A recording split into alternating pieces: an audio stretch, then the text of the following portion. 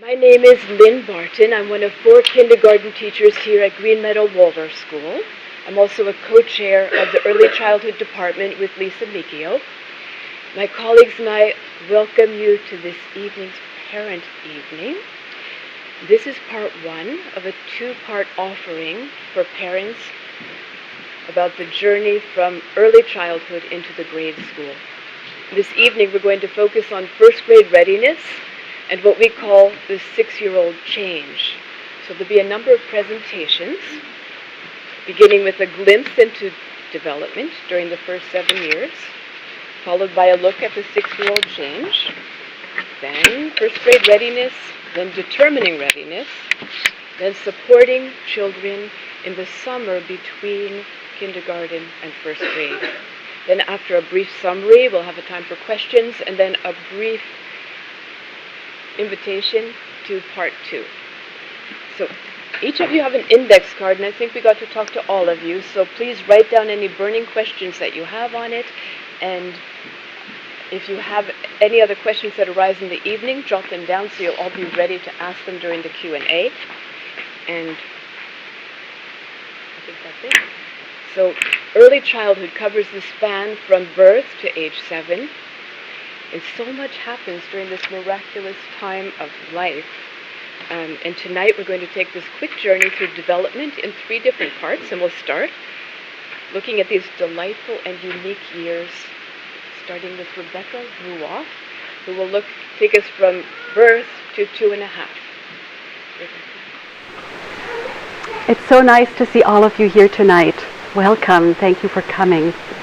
To begin tonight's presentation, we're excited to share with you some of our thoughts and observations and experiences of the children up to the time when they're ready to move on from kindergarten to first grade. One of the many gifts that Rudolf Steiner gave to us, Rudolf Steiner, the founder of Waldorf education, was to look at human development in 7-year cycles. And by the end of a 7-year period, processes that we've been working on come to a certain completion, and forces are then freed up to take up work on other aspects of our being. And this is true for physical maturation as well as the awakening of soul qualities, social emotional capacities, and thinking. And up to about the age of 7, the greatest development for the child is his physical growth and mastery over his body. Other capacities, social, emotional, and cognitive, start to develop as well, but it is not till later that they become his primary way of learning and experiencing the world. And within each 7-year cycle, there are distinct phases. And my colleagues Carol, Andrea, and I will talk about the development of the child's capacity in the first 7 years of life. There's no miracle greater than the miracle of birth, and I think we all had a chance to experience that when we met our child for the first time and had a chance to hold him in our arms.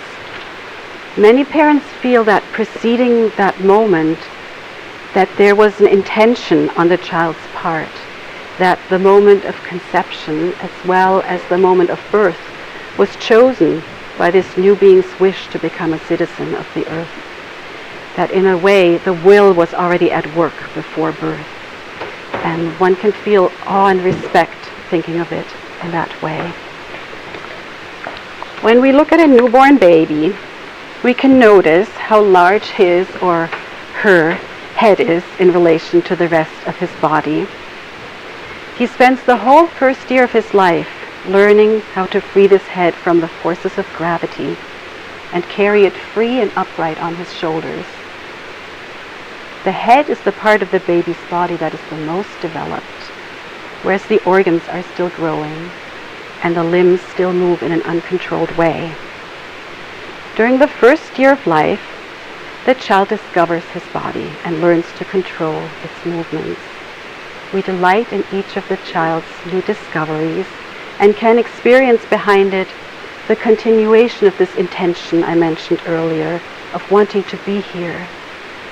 It is a gift if the child is allowed to make these discoveries and practice moving and using his body without interference or distractions by adults around him.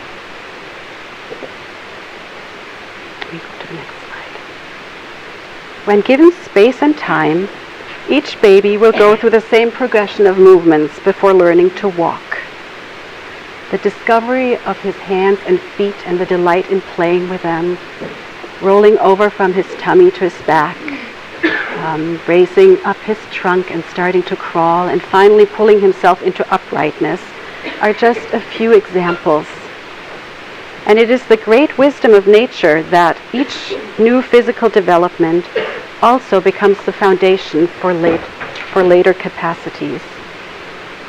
For example, if we observe a baby practicing rolling from his back to his tummy, he's exercising the muscles in his back and in his sides and in his belly. These muscles will later give him good trunk control for sitting upright in a chair.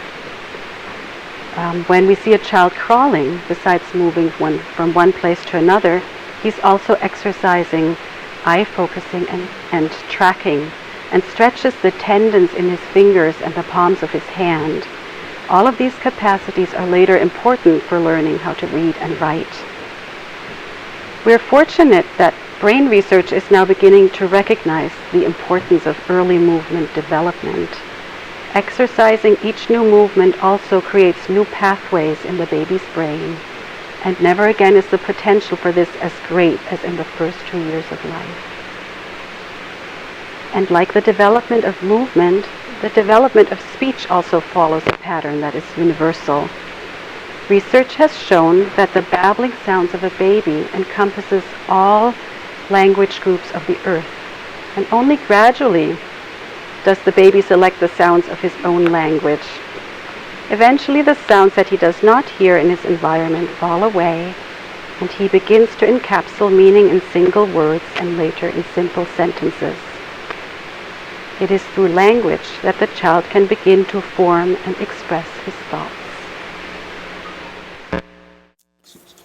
The child's development in the first 7 years is guided by intense will activity. For the baby up to the age of about 2.5, this will is directed towards gross motor exploration and mastering the use of the limbs. He's practicing, or she is practicing, how to move his body in relation to space and gravity, and how to be upright and move freely in the world. The 3 big accomplishments during the first 2.5 years of life are learning to walk, talk, and think. It can be a picture of the child taking hold of his physicality in order to fully participate in life on earth.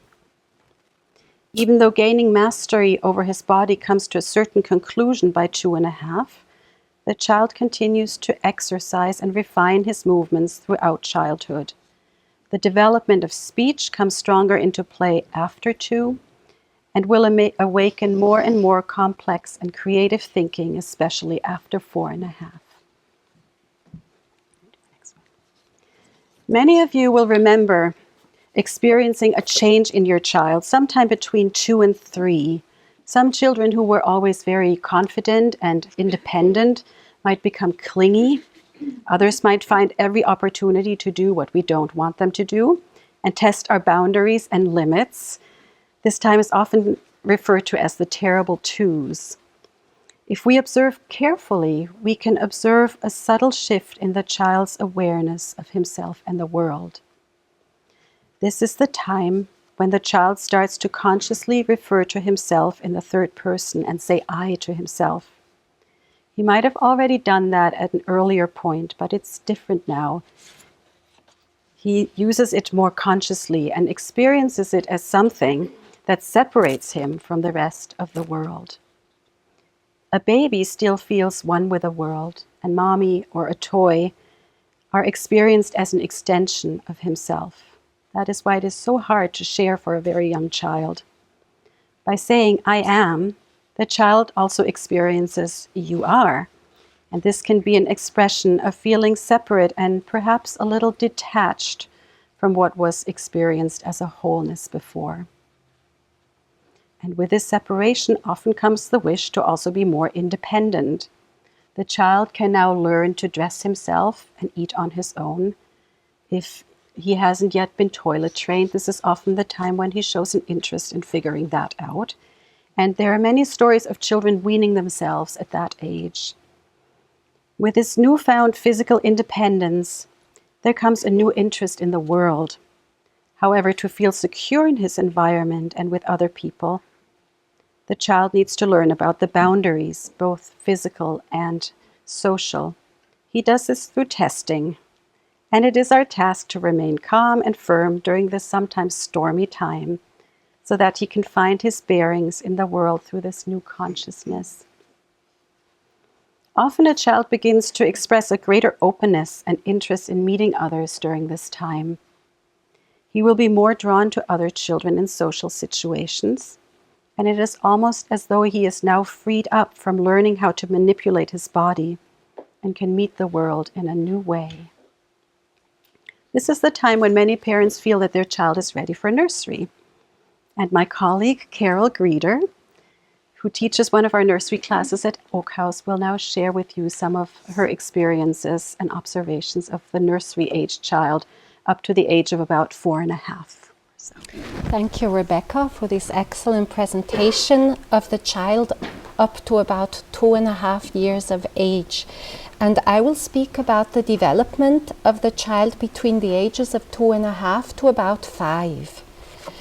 When I looked at descriptions of nursery programs around the country, they often start with the statement, around 3 years of life, children become ready to benefit from being with other children in a preschool program. That statement makes sense, but what actually is the reason for this readiness? What are the physical and social emotional milestones which lead to this readiness? The child development theory based on Rudolf Steiner divides the first 21 years into 3 7-year cycles, and each 7-year cycle again into 3, which is why we are 3 teachers here talking about the 3 cycles. So the second part of the first 7 years centers around the feeling realm and the social emotional growth.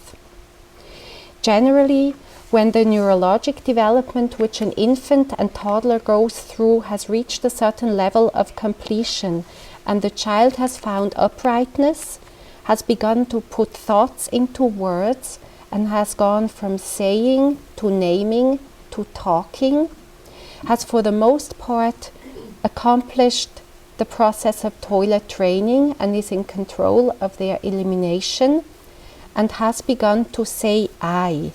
New forces are freed up for the feeling realm, the social, emotional and soul realm of development.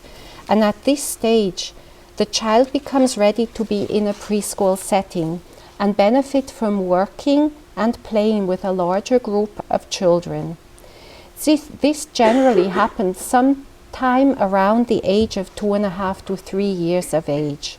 And it also appears that these milestones of neurologic development go hand in hand, and they can be indicators for each other. And here you can see a picture of a nursery child, and this child looks so much different than the children we saw in Rebecca's presentation. Physically, the children have stretched out, so a 4-year-old or a 3-year-old is still roundish, but has already stretched out, and some fat stores seem to have been burnt out in this process and used. The proportions are more like 1 to 5 rather than 1 to 4 from head to body than that of an infant.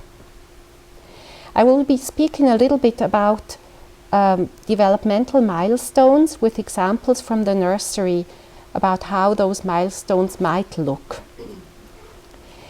What are the milestones for language? If your child was not very talkative, that will change soon. At about 3 to 4 years of age, your child will be answering questions, will be speaking in sentences of about 4 to 6 words, and speak in complete sentences by the age of 4. And the process of learning speech will have moved from from babbling to naming to talking, which is thinking-led speech. And the child will also begin to tell stories. For example, in our nursery, we tell stories at the snack table about our animals and our childhood. And the children will also share stories about the animals they have or the ones they don't. So their imagination comes into play, and these stories that they tell enable them to use language creatively. What are some cognitive milestones? And here you see a picture of children doing a puppet show together or for each other. When a child turns 3, they become ready to understand the idea of same and different, and they begin to be able to pretend and fantasize more creatively. They remember parts of a story, and that requires language milestones in memory, also in leading the child to be able to recollect. And they understand time better, they are able to count, and they can explore their thoughts with language. What we see in the nursery is that we tell a lot of stories using puppets. And our children in the nursery then memorize some of those stories, or actually remember them, and will retell them using all kinds of puppets, and then will create their own stories together. And that also becomes an exploration in working together. So everything is new to everyone involved, and it takes many new skills to negotiate how to tell a story together, how to do a puppet show together. The children get to practice all of those skills on a daily basis, which is one of the reasons that being in an early childhood program is such a gift to them. Another example of what children learn in an early childhood program, and what we see is the marked change in the ability of children to play with imagination. Imaginative play takes off, and it is a time when children bathe in being together and playing together. And they begin to say to each other, "You are mommy, I am daddy, and you are the baby, and now we need a teacher. Will you be my teacher?" So children come into our nursery and with joy dive into free play, and it never feels boring at this age. Yes. The imagination is also a foundation for later creativity and freedom in the child's thinking and feeling at life. So we try to allow free range for their imagination and for them to be carried by it in play. This means that we intervene only when needed for safety reasons, which sometimes we have to, and we model negotiation skills or help solve conflicts in order for the children to learn. At this stage, we observe, but we don't ask questions about the children's play. We are joyful presence, but in the background, so we don't get into their way. And you can also translate that into your home life. Quietly working in the background allows your children's play to blossom. And I have observed this with my own children, that when I would interfere with a question, oftentimes their play situation ended abruptly and they could not find their way back in. So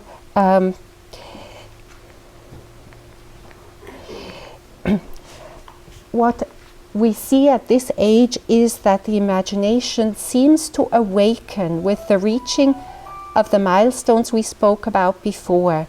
And the imitation becomes less of a mirroring imitation, which we see in the first 2.5 years, where they mirror what they see. and more of an imitation out of the awakened imagination and fantasy life. Their play becomes imagination and fantasy filled and led. What are the movement milestones? A 3 to 4 year old child will love to move and run.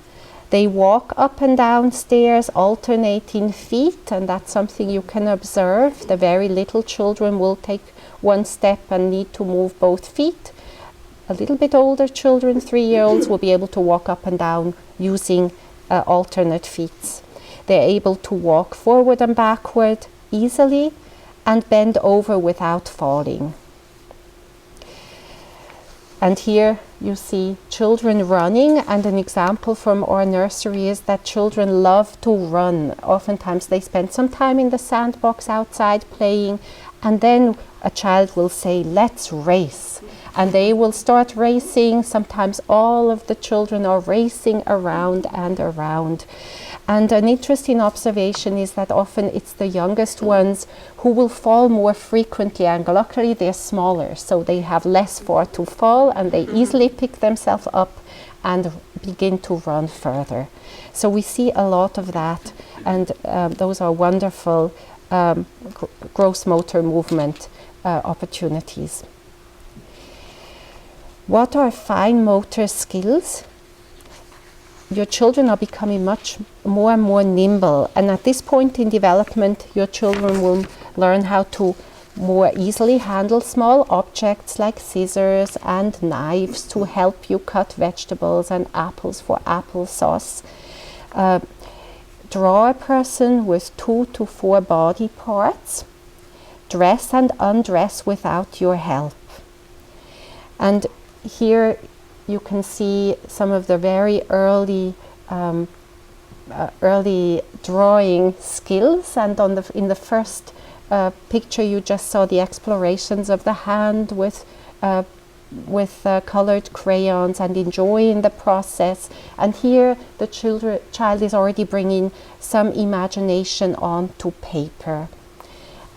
It has to be one of the most heartwarming experiences to see the first drawing of a person that your child has created. And here you see a whole family of people with heads and bodies and feet and arms and eyes. Another example relates to the simple skill of learning to get dressed, and we really work hard to help your children learn how to dress themselves. Also a wonderful opportunity to learn how to help each other get dressed, working with zippers and working with the motor skills of putting on shoes and taking them off. And all of this teaches fine and gross motor skills, but also perseverance and joy in being able to do for oneself. And this is also a great opportunity for all of you at home to really step back and be busy so your children can practice on a daily basis getting dressed.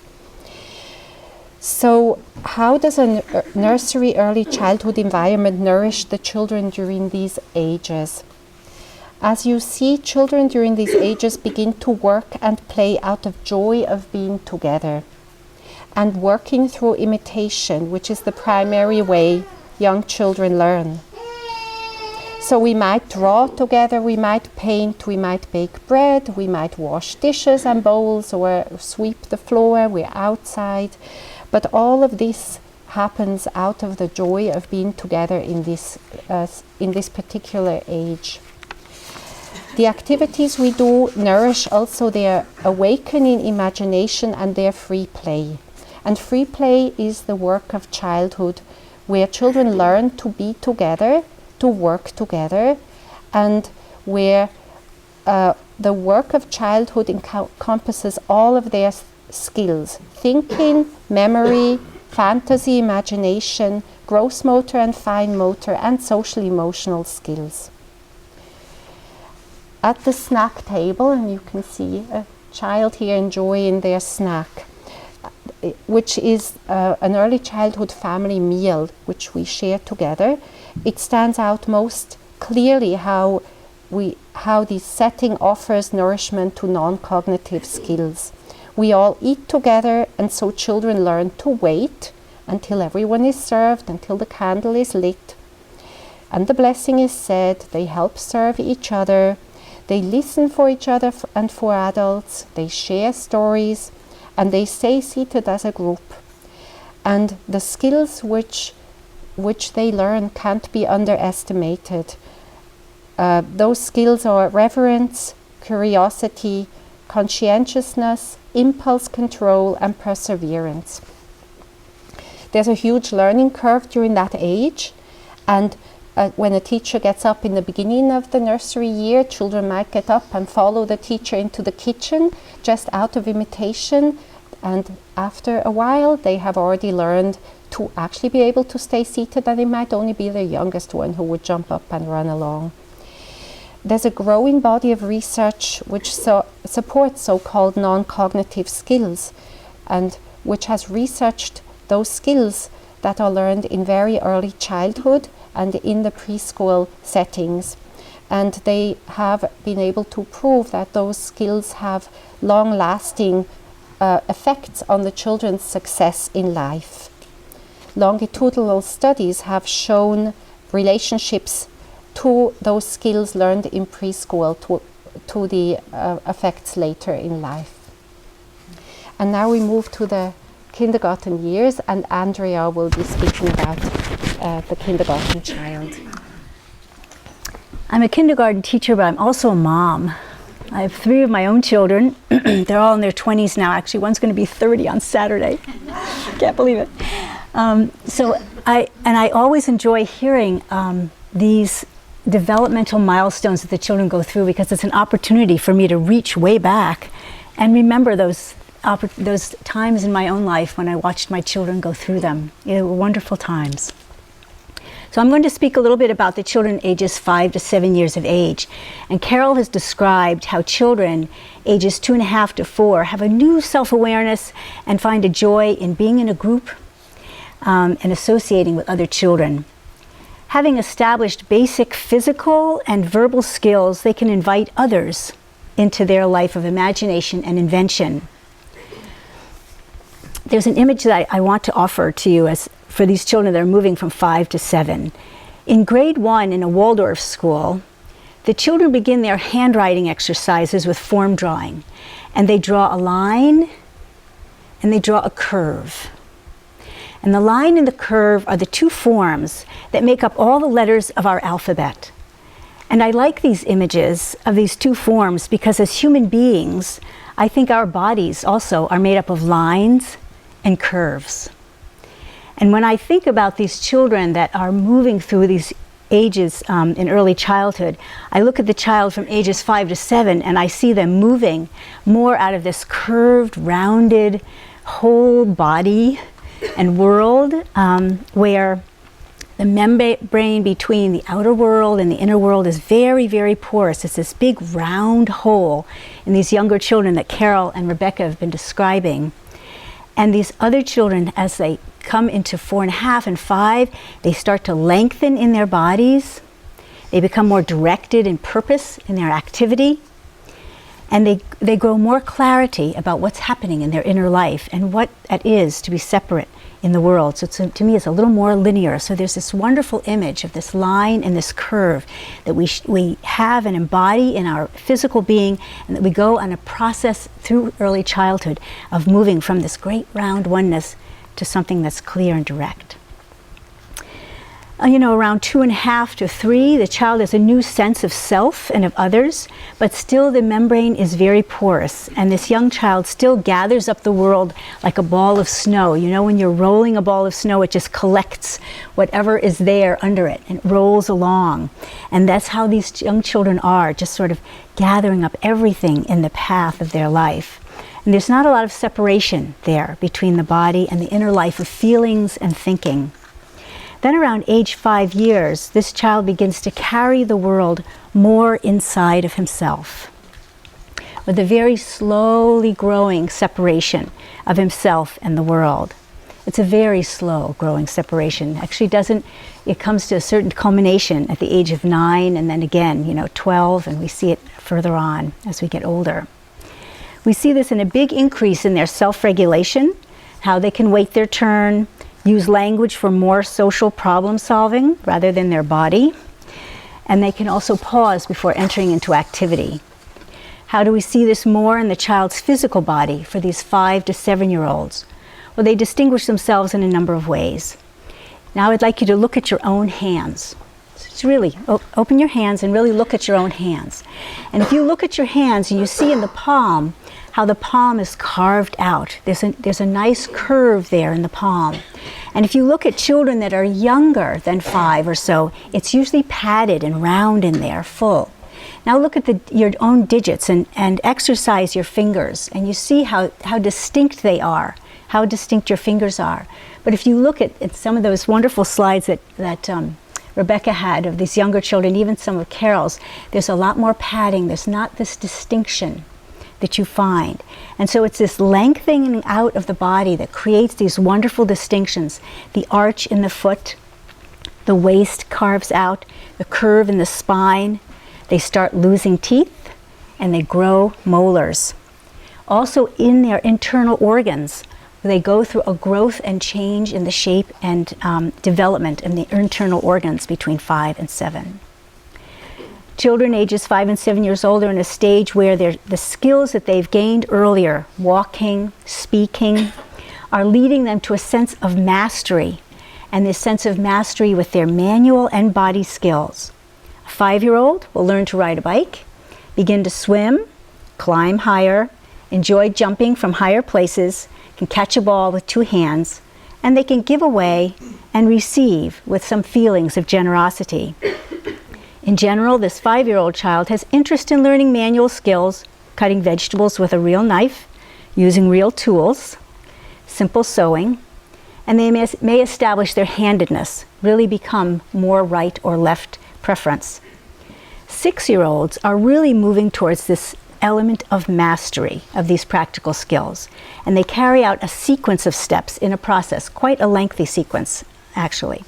If I noticed recently we were peeling potatoes for our vegetable snack, and the 5-year-olds, they peel, there's big piles, peels everywhere. The 6-year-olds, they start to notice that the peels are everywhere, and they start to gather them, try to organize them.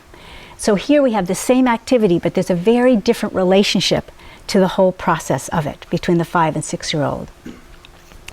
The 5-year-old can go across the monkey bars. The 6-year-old is creating games, challenges for themselves, making different patterns for crossing them, and engaging others in creating games with all of that. In play, a 5-year-old sees a long stick, picks it up and says, "I'm a fisherman and I'm fishing." A 6-year-old says, "I'm a fisherman and I'm looking for that stick that I need." So it's a very different relationship. The 5-year-old still sees something and then is inspired, whereas the 6-year-old is carrying something inside themselves and now is looking out there in order to enable them to develop that. In their language skills, 5 and 6-year-olds are accumulating descriptive vocabulary. I mean, children from the very beginning, they just, words are like candy. They just eat them, eat them, eat them. But the 5-year-old will still be using this and that, him and her, whereas the 6-year-olds typically are reusing proper names, nouns, and lots of descriptive adjectives if they have a nice literary vocabulary around them. They have more vocabulary to describe their feelings and their reactions and responses. Language and vocabulary are ways the child increases his ability to perceive and to understand relationships. The relationships of objects in the world of nature, and the relationships people to people, and how they relate to the world itself. Now one thing, Lisa and Leslie are going to talk more about these oldest children, but one thing I want to mention here tonight is about time and memory. And there's a very important relationship to time that affects memory and distinguishes this last phase in the kindergarten years. The youngest child will have a localized memory. This is dependent on outer stimulation, something that they see or they hear, an aroma, something that they feel, will open up a memory of a visit to a relative or travel that you've done or a visit to the zoo. But between 2.5 and 5 years, the child has a new element of memory that comes in, and this is a rhythmic memory. This is a memory that's internalized through the regularity and rhythm of daily life. This is one of the reasons why things are so regular in the kindergartens, why we encourage a regular rhythmic life for them, because their memory can come and take hold of the world through this rhythm of life. A child walks into the classroom and sees paintboards on the table, and the localized memory will tell them, oh, it's painting day. His rhythmic memory will allow him to say, oh, well, if today is painting day, tomorrow is baking day, for instance, because then they can look forward into the future through the rhythm of life. The 5.5 to 7-year-old, they mature into a time memory, a true time memory. And this is a memory that can recall through building an inner picture of an entire sequence of activity. Here the child returns from a holiday vacation and retells all the details of the travel, all the time spent with people, all the activity that was involved, without any prompting. No questions, no cues, nothing. They'll just spill it all forth, sitting at the table, on a walk, just can drop all these inner pictures that they've been storing up. This distinction of memory and internalizing of mental pictures for those oldest kindergarten children indicate a new phase of growth that they're entering. All these forces of growth that were very busy with forming the body and its skills are now free to form mental pictures. And these children are able to retell stories and relate activities, independent of hearing from others. 5-year-olds typically still need some prompting. 6-year-olds can report about their day in the sequence that they experienced it. They express past, future, and present. Leslie and Lisa will speak more about the new intricacies of the 6-year-olds in their play and their relationships and their abilities. And I'll just add here that these children are moving into a new relationship to authority and a new appreciation for adults and for adult knowledge and for adult activity. Imitation, imagination, and activity are still keys for learning for the 5, 6, and the 7-year-old, with an emphasis on activity and skills. Imitation continues to be a primary modality for learning a skill.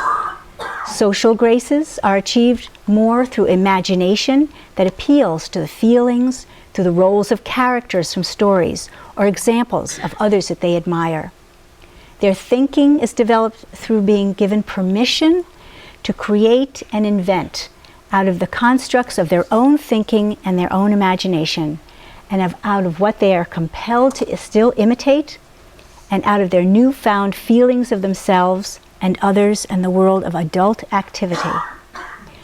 So Rebecca and Carol and I have offered pictures of this first 7 years and how we in Waldorf Education distinguish these 3 phases and transitions for children as they mature to school readiness.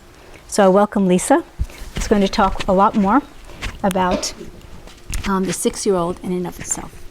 I'm going to wait. We've had a wonderful introduction to early childhood development during the years, the first 7 years, from birth to 7. And my task tonight is to share with you whatever I can about the 6-year-old change. And by way of getting started, I would like you to take out one of your index cards, and I would like you to take about 1 minute and write down a memory that you have from the time that you yourself was 6 years old. Now please turn your card over. Even if you didn't get to finish your entire memory, it should be enough to kind of get it stirring and your memory pop there. Turn your card over please to the other side, and this is now side 2.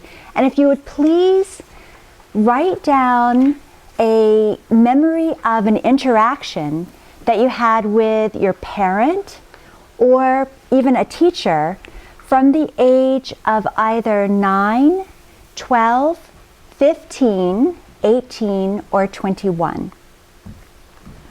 A memory of an interaction with your parent or a teacher from one of those years, 9, 12, 15, 18, or 21. I wish we had more time, but we still have a lot of material to cover. So if you can just put that aside for a moment and now turn to someone sitting next to you. Find someone sitting next to you and share with that person one of those memories. And you have 5 minutes combined to each share, so about 2.5 minutes each. And we'll let you know when 2.5 minutes has passed so that you can switch being the listener and the sharer. It's been a long time, 7 months to be exact, since I've been with, but who's counting? Since I've been with a group of 6-year-olds.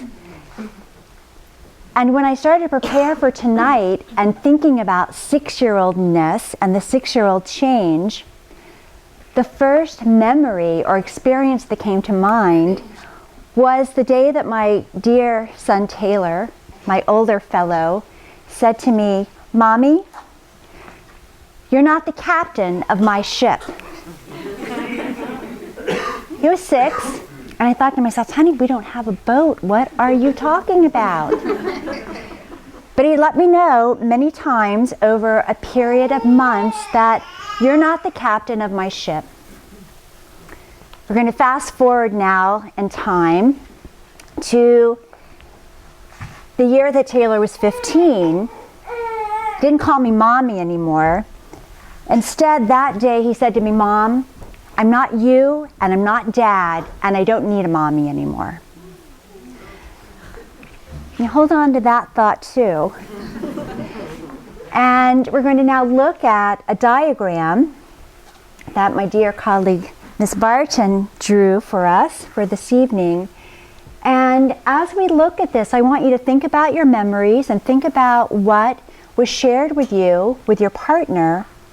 And I want you to think about the idea that for every 3 years, there is a moment in development during which the child experiences varying degrees of separation. So you've heard now a couple of different 7-year periods and 3-year cycles and such.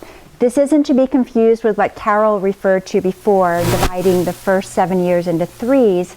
This is in itself a 3-year cycle, during which time the individual takes bigger steps towards independence.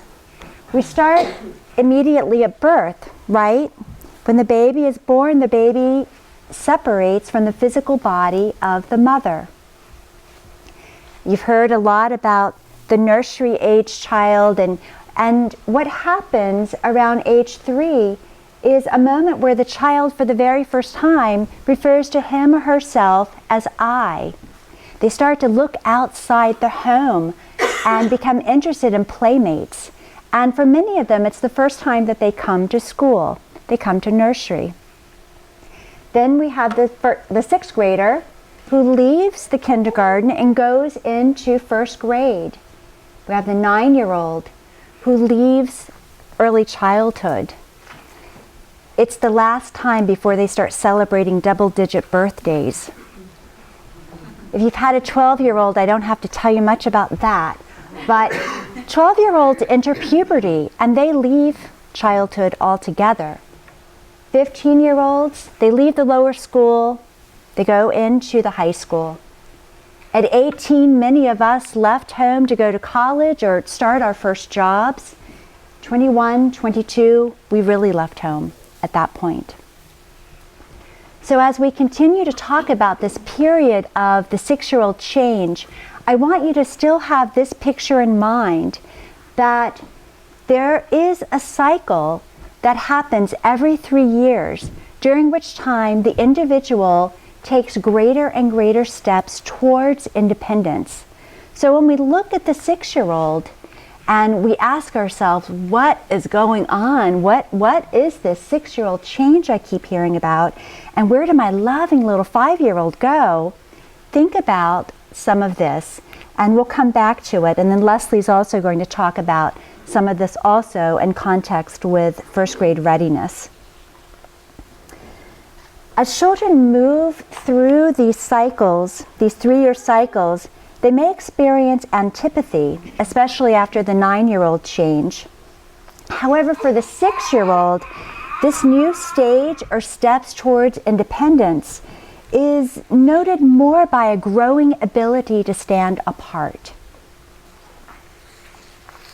According to Ruth Kerr, who is a longtime kindergarten teacher from Canada, in her article, Observations of the 6-Year-Old Change, which, by the way, is in a book called You're Not the Boss of Me, according to Ruth, this reaction in the child can manifest with the parent, teacher, or with anyone implementing well-known rules.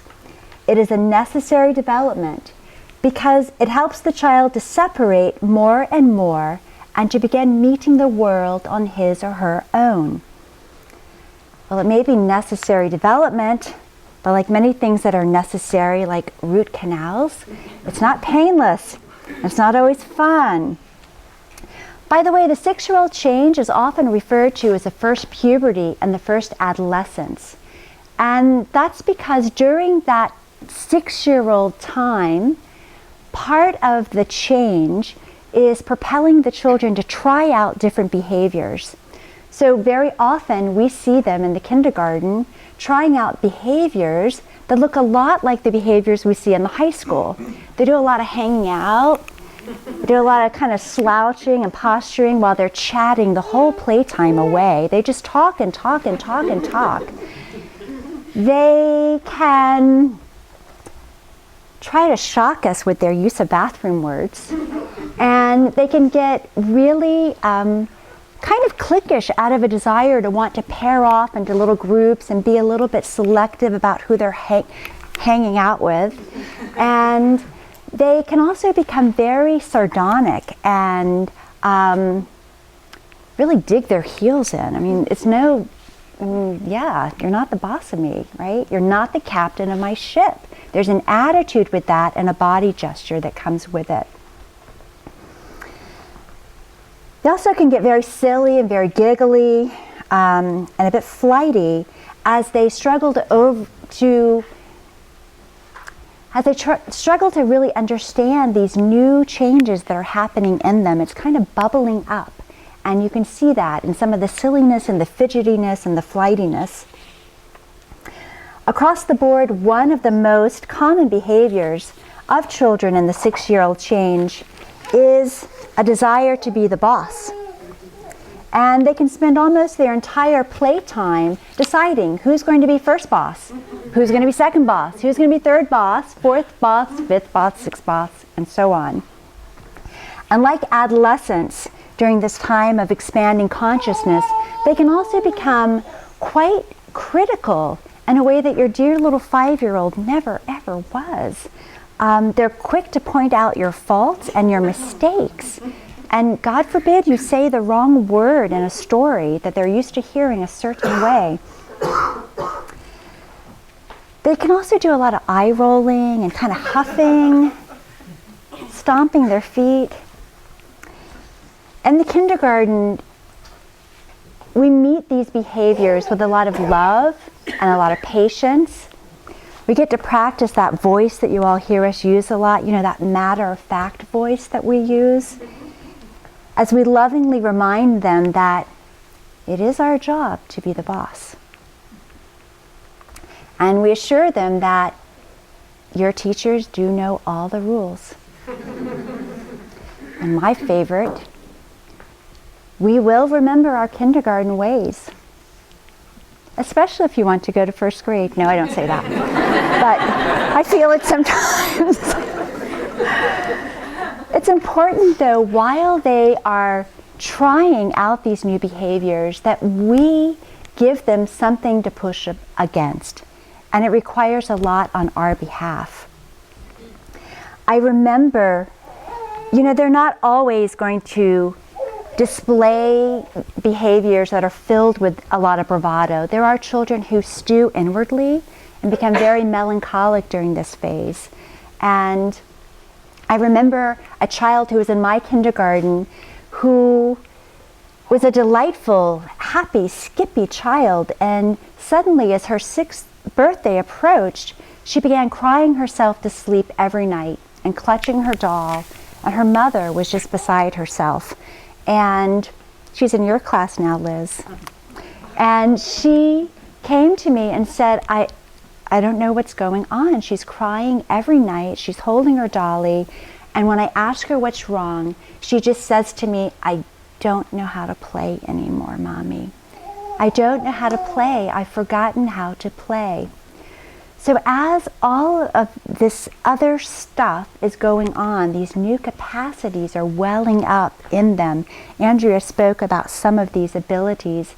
The ability to inwardly picture in their mind's eye for the first time, to be able to come home and tell you exactly what Mrs. Burchell-Fox wore to school that day, to be able to describe to you the walk they took to the fairy woods and back, and everything that happened and everything that was said, to be able to say to you, I don't need to go and see Grandma all the time now because I can picture her in my mind. That's a profound change. But it takes time to be able to assimilate these new changes. So while these new capacities are welling up in them, something that at one time, like play, that came so naturally to them, gets a little pushed aside until they're able to kind of pull it all together. Let me check my notes here.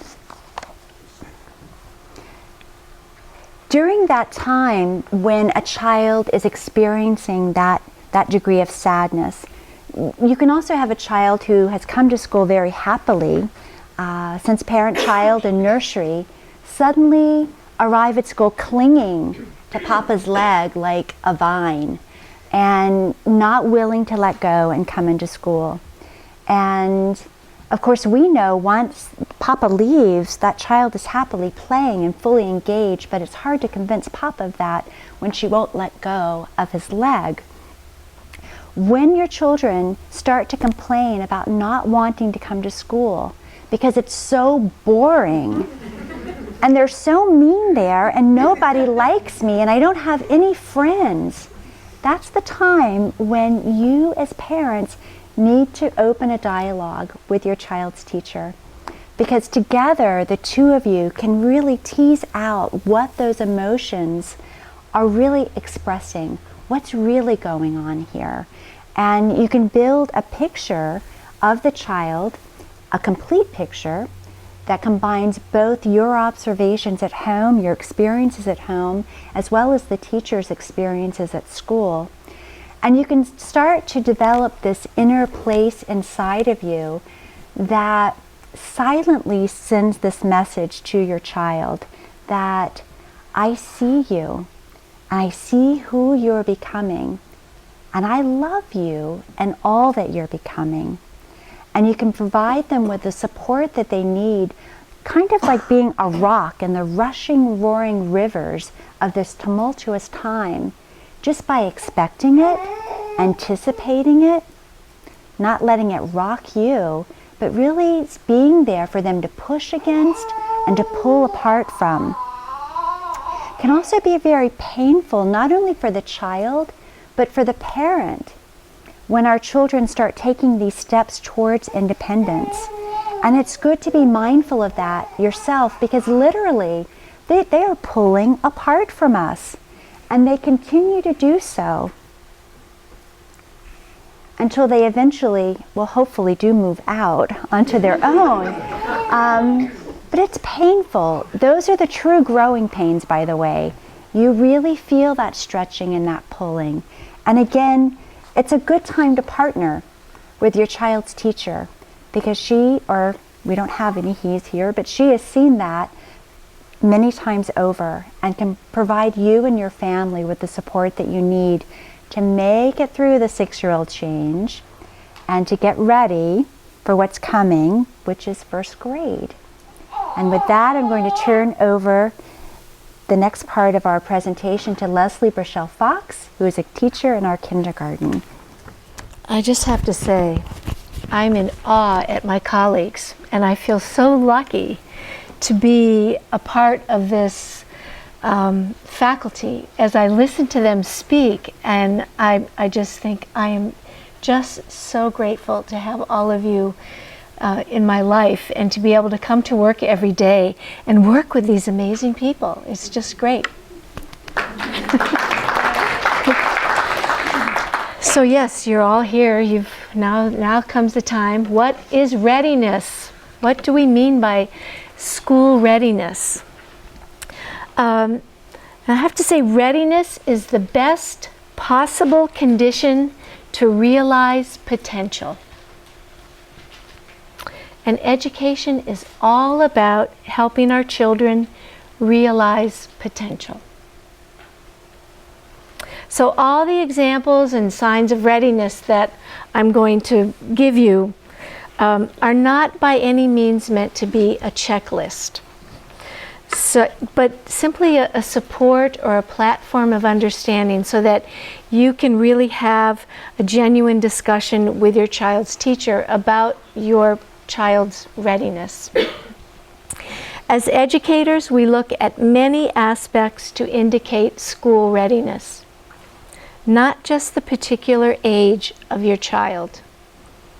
One important aspect is your child's ability to learn in an explicit manner, rather than the implicit way of learning that they've been doing for the last 6 years. So when I speak of implicit learning, I'm talking about learning through example within context, or what we say, learning through imitation. A school-ready child shows signs of being more task-oriented and has an eagerness to learn through formal teacher-directed learning or explicit learning. It's what we refer to as readiness to meet the loving authority of the teacher or the adult. The child looks at the adult and says, either outwardly or inwardly, "You know, please show me." So we'll just take a brief glance at physical development, and the head-body ratio was referred to in several other of these presentations. So now we're at the 6 years, right there in the middle, and you can see that the head to the body ratio is 1/6, where it's changing all through. The body proportions change as the children grow. So the first thing that we notice is this change. And this stretching takes place, and it's accompanied by a rapid growth in the limbs. And then there's also an overall incision in the physical body. There are two. One is the separation between the head and the middle realm, which you really notice a neck developing in a child. And you can see that that's changing there. And then also that there's a separation between the torso and the legs, and they develop a waist. So there are these two incisions. And we also begin to see, you can go to the next one actually, visible joints such as knuckles and kneecaps instead of dimples. And as Andrea referred to, there are these changes in the palm and in the arch of the foot, where they really have an arch in their foot.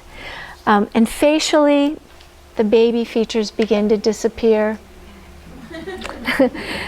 The second dentition begins, they lose baby teeth, they're beginning to get their 6-year molars, and they're miserable. I have a group in my class now that they're all, this hurts and that hurts.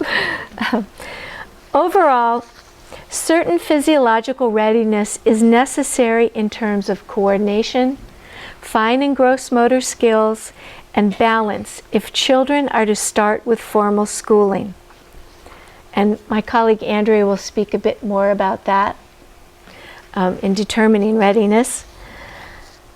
But as Lisa referred to as well, the 6-year-olds have to move a lot, and they have a strong need for movement.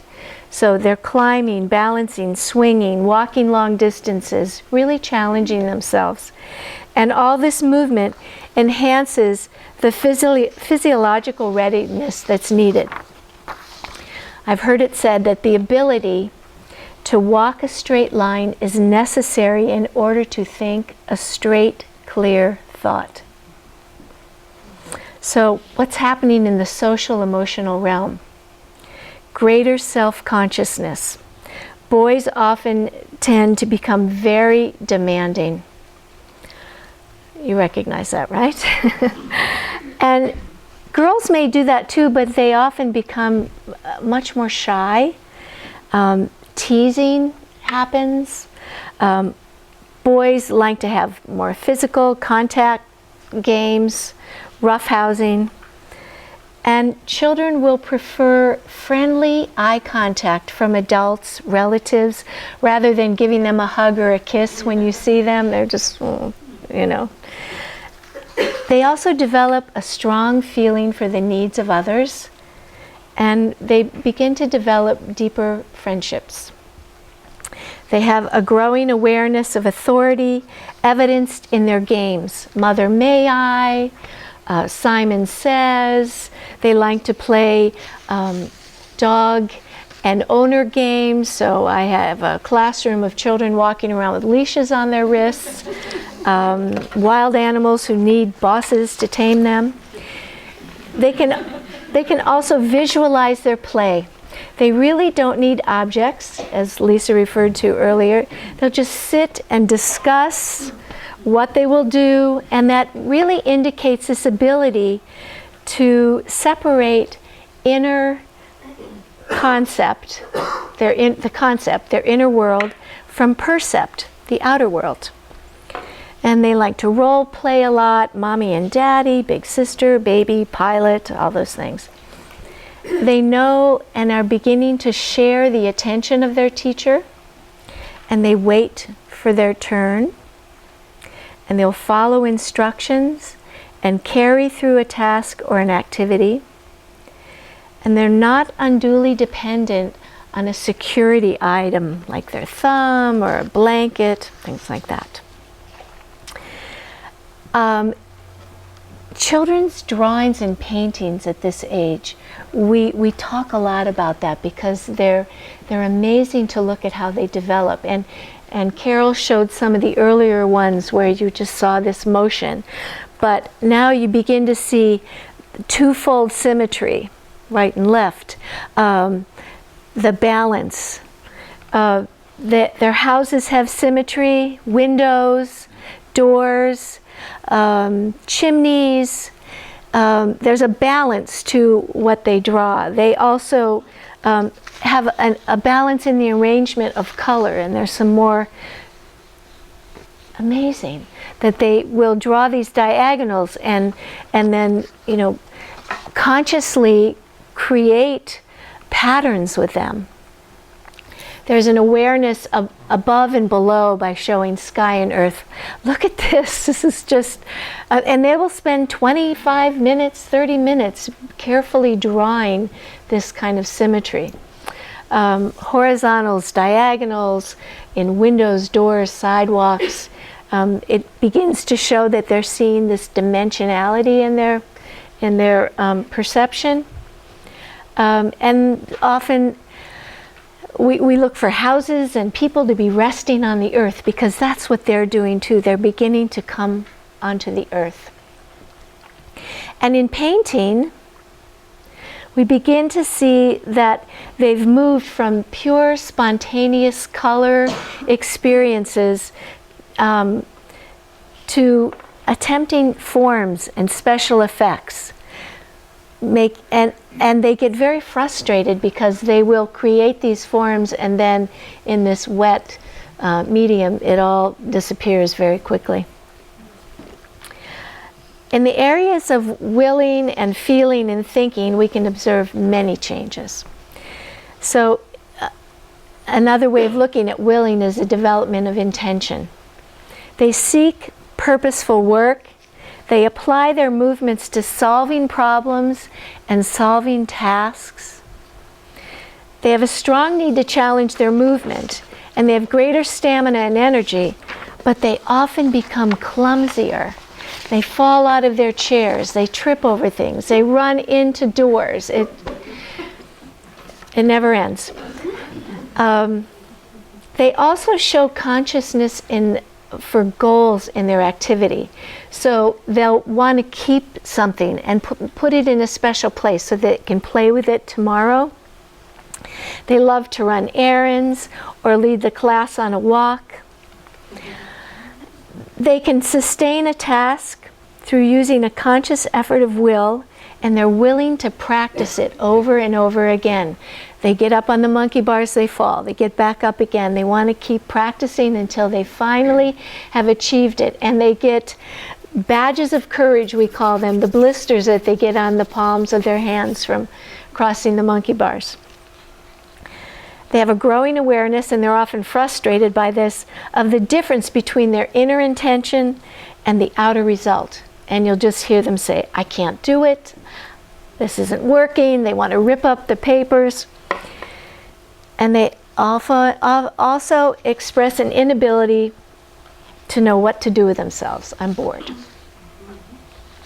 Now, in their inner feeling, in the development of their inner feeling, they show signs of being able to manage their own feelings. They will wait for their turn, like I said before.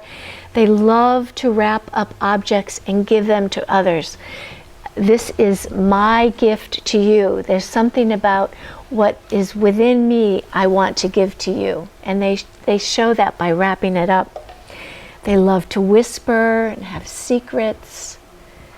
And they show a new consciousness for language and its power. Humor, jokes, the jokes and the rhymes that we listen to over and over again, and they all think it is hilarious every time they hear it. Silly words, senseless jokes, and naughty bathroom words. They love that. And they will look from afar on the playground to see if the teachers are watching them. And of course, we always have our eye on them, and they're so surprised. In terms of the development of their thinking, if I tie this together, then I can pull it across the floor. They love to tie knots, tie things together. They're tying their thoughts, their thinking. This is just emerging in wonderful ways. They show an understanding of verb tenses. They will say, I ran rather than I runned. And they make plans and develop all kinds of schemes, making traps for the nursery children. They ask real questions, not just the constant why for the sake of asking it. But a child was sewing hair on their doll, and then they said, did God sew my hair on too? You know, they're thinking of these things. They can visualize inwardly on request. And then they can describe that visualization, so they don't need a place or a time or a sense memory to call that up. They can concentrate on a given task for 10 or 15 minutes. And they talk through their play and have very serious discussions. I think there's one. Is there one more? No. All these examples and qualities of readiness, such as enthusiasm, initiative, social skills, emotional and physical stamina, and a natural curiosity for learning, occur as a natural transition. And they need time to emerge. And you've heard this beautiful landscape of how we allow these things to emerge. Just as the butterfly slowly and gradually emerges from the cocoon, your child does not suddenly wake up on a specific date with all the signs we look for in place. Few are ready exactly at a specific chronological point. They're partly ready and they're partly not ready. And it's a dynamic process. As I said before, what I said was not a checklist, so please don't go home and start coaching your child do this. What isn't ready in a child is unrealized potential. It's worth repeating. Readiness is the best possible condition to realize potential. And education is all about helping children realize that potential. So now Andrea is going to come back up again and speak about how we determine readiness. When we, in the school, when we're making determinations for your child's readiness for first grade, we consider a child's development within the Waldorf curriculum and the teacher's observations. So first, in these presentations, we've described the different physical and cognitive and social capacities of a typical first grade ready child will have achieved by the end of the kindergarten years. There's the dentition that is considered, their physical lengthening, other articulation of the body, skills, gross motor, language, social development, vocabulary and speech, and everything that can be visible through their play and their work, their communications, and their interactions. And these are the stages of their thinking become evident in all of the things that they do and the things that we hear. The results of the kindergarten years may also be evident when a child has a good sense of order for being part of a group process in the classroom, has a capacity to sustain attention in a group and for individual tasks, has a strong connection to rhythmic time memory and the sequence of the school day, and a lively imagination that a teacher can invite into the content of lessons and that the child can use for problem solving. Waldorf education is a developmental curriculum. The sequence of the subjects in grades 1 through 12 mirrors the developmental phase of each year that the child is in their cognitive development, psychological, physical, and social emotional. So the child ready for academic work reaps the benefits of the curriculum when in his brain development certain capacities have matured, and in his life of soul he can receive and digest and work with what the content of the lessons have to offer. There's substantial research and methodology that has been established to serve children with learning differences, and out of this amazing body of work over many years, this body of research is available to all educators, and they become windows into how the brain develops and how various parts of our cognition come together and start cooperating with each other and communicating with each other in order to have optimum learning. And the Waldorf curriculum is very well aligned with what research shows us about a child's brain development. Now, as a Waldorf early childhood teacher, one of the primary things that I'm trained in, schooled in, is to become an observer. How can I learn to see the child? How can that child know that they are seen by me? And so through collecting my objective observations, I can place my experiences objectively and have conversation with parents where we can then see together and agree on a lot of the aspects of who this emerging personality is. And these objective observations can then be applied to all the generalizations that we have about typical child development. And they can be weighed with what we observe are the unique characteristics of each of the children in our care. So in considering children who might move into the first grade, we early childhood educators consider all the developmental distinctions of the child. And we have as a backdrop the developmental curriculum. And we want to see that a majority or aspects of the physical growth, of the skills, the verbal, imagination and invention, the emotional maturity, that most of them have been achieved. But as Leslie was saying, every child is so unique. There's no one whose development, reaches every milestone in every place at an even time. It's really an emerging process. There's no scorecard. We don't have a checklist, but we have this body of information. And as a group, the kindergarten teachers consider each child with the leading voice coming from the child's teacher. Now, what if there's a question that the teacher has as to whether the child is what we would like to call school ripe? So if there's a question, then other teachers get involved with closer observations and experiences of this child, and there's always conversation with the parents. The final decision rests with the school, but the parents are a close member of that circle and conversation. Your observations are valuable, very, very valuable. The child who is too young will always require both emotional and intellectual support, academic support, though it's possible for them to go through the years. The child who is too old may find that the content and the social climate does not match their inner experience past grade 2 or so. Both of these experiences can result in a lack of enthusiasm and motivation.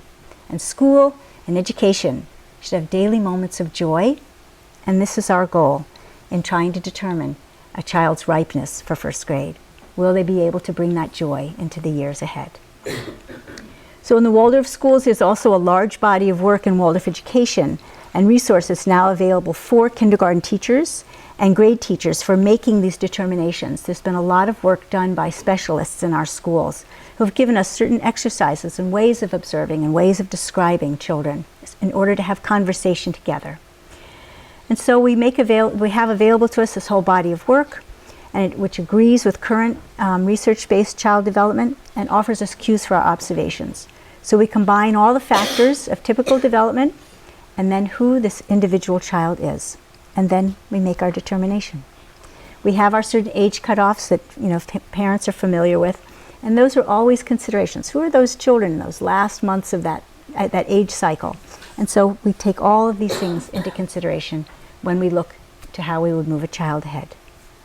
So, Nell, I'm going to welcome you. She's another kindergarten teacher here for us, and she'll talk about supporting healthy sensory development. Thank you, Andrea. At this point, we are feeling well fed, I'm sure, from all this information regarding the various indicators teachers acknowledge when determining first grade readiness.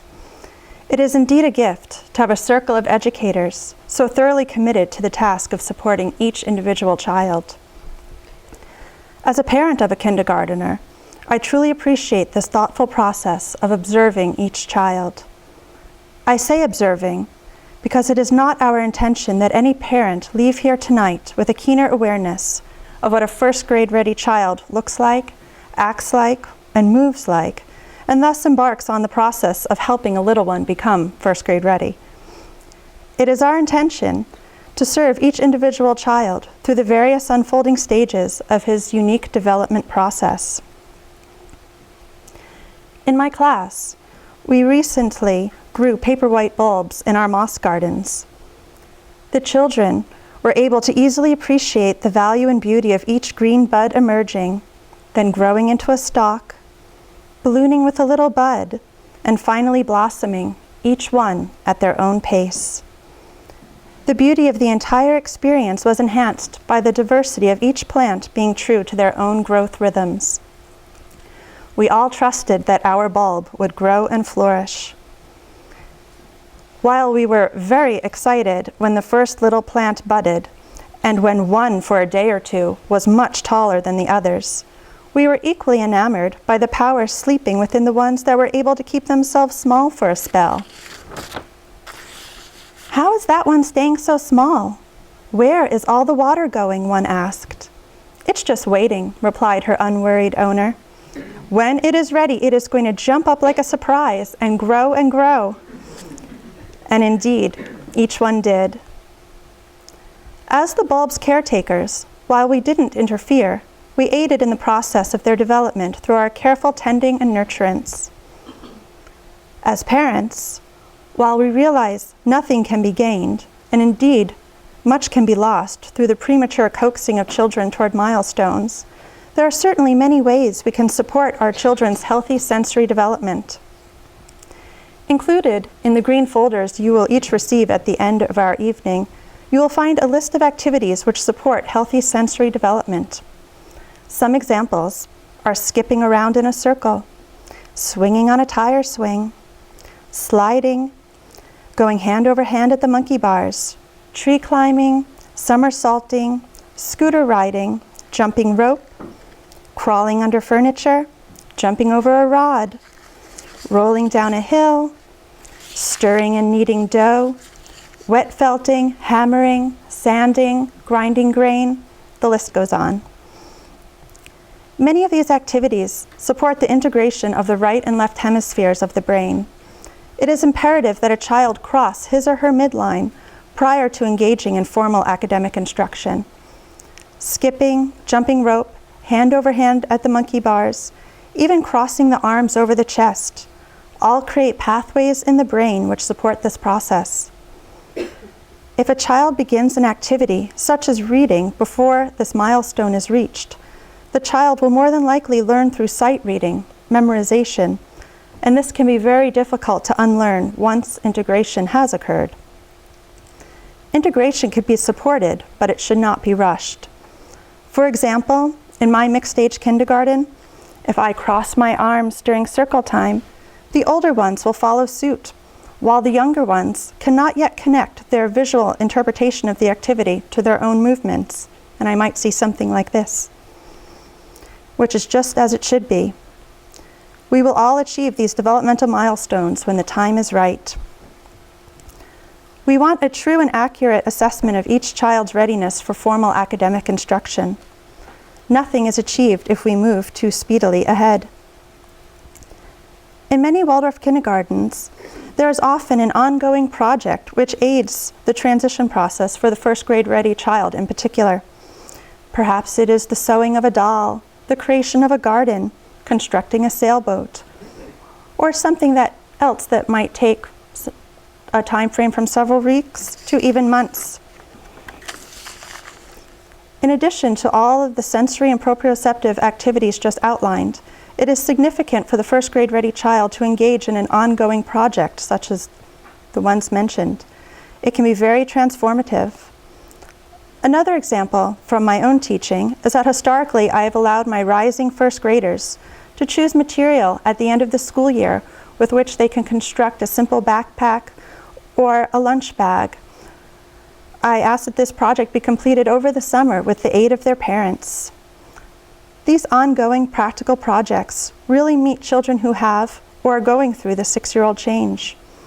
Tending to plants and animals, helping to prepare simple meals for the family, building forts or perhaps a teepee out of beanstalks are other ways children can engage in meaningful and satisfying work over the summer. So whether your child will be a member of next September's first grade class, or perhaps the grades are still a year or two or more away, it is still helpful as parents to take away from this evening some activities which really speak to you and would delight your child as well. Thank you. We started, I think, 10 minutes late, and we've gone 10 minutes over, and I just, we said when all of you came in, we gave you cards for your questions and hopefully answers that we would have, but we're going to set those aside, and if you hold on to your cards, your parent-teacher conferences are coming up on Thursday and Friday. I think it's February 7th and 8th, if not before then. And so please bring your questions to your teachers. We'll stay here for a few minutes. I think we should extend for 10 minutes and let 10 people minutes? who need to go. Okay. I think we should take some. All right. So we will take a few questions, but just in 1 minute. Whoever wants to stay will stay for about 10 minutes and answer questions. If you need to go home for babysitters or whatever, go ahead. And I'd just like to end by telling you how grateful we are for the gift of Waldorf education and for all of you who are giving your child that gift, a gift that allows children the time and the space to grow and develop and ripen to be truly ready for academics. So we will take this moment now to Carol Grieder will take your questions, and if anyone needs to leave, then please leave. And the rest of you save your questions for your conferences. Time for a few questions, and who would like to be first? Yes. I'm just curious to hear a little more about the general timeline of the decision process throughout the course of this training. Who would like to speak about the general timeline for the decision process about first grade?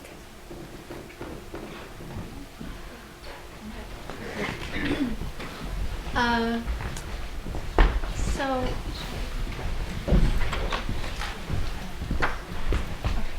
because each child's an individual, you've probably already had a preliminary conversation with your child's teacher about how and where your teacher feels your child is in relationship to this readiness question.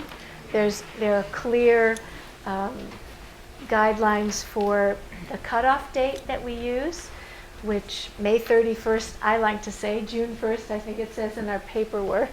But then there are a few months prior to that we really look to make sure that everything is in place. But definitely by the time that you'll all be getting contracts soon, or indications that you'll be getting contracts, and then you'll have a conversation with your teacher about where your teacher feels your child is best served. Does that help? Yeah? Definitely a conversation. Another question? Yes.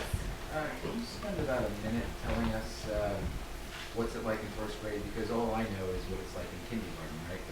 And that kindergarten is 9 or 8 a.m. or something, like 8:30 to 12. First grade is what, 8 to 3 or something, or 9 to 3? And what happens there, basically? That is a whole nother evening. I'm sure and it that's is. part 2, which will be next week on Tuesday evening. And I can just go ahead right now and introduce Elizabeth Hall, who is here tonight. She's our lower school chair and 6th grade teacher, class teacher. And Katie Ketchum, who is our coordinator of admissions for lower school and high school, will also be here next week. And that will be covered then. Oh, so they're going to talk about what happens in first grade, second Yes. grade. Okay, because that would be good. Okay. Yes.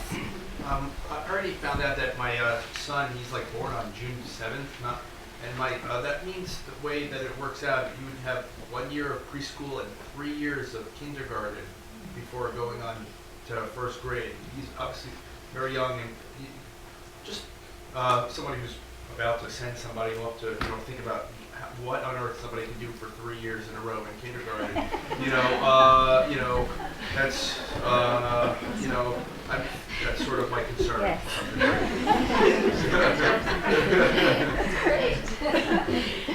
Well, one of the things that we've been trying to demonstrate is how in every year, though the environment may appear same, the child's relationship to that environment is different. Their relationship to their peers is different, and their relationship to the adults and the work that happens is different. And we, as a for instance, if we in our groups we have mixed ages, and which we really love, because the youngest ones are looking up, and the oldest ones can offer down, to the youngest ones.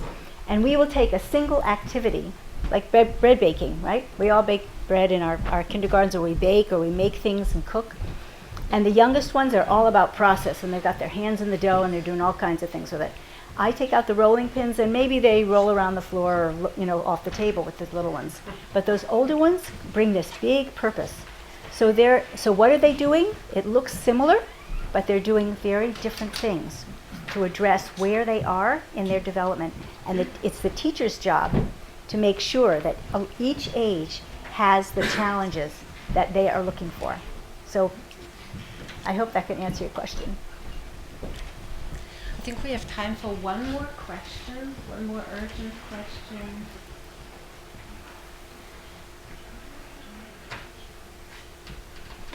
Yes. Is English the only language spoken to the children throughout the kindergarten? In the kindergartens, we don't deliberately bring foreign language in.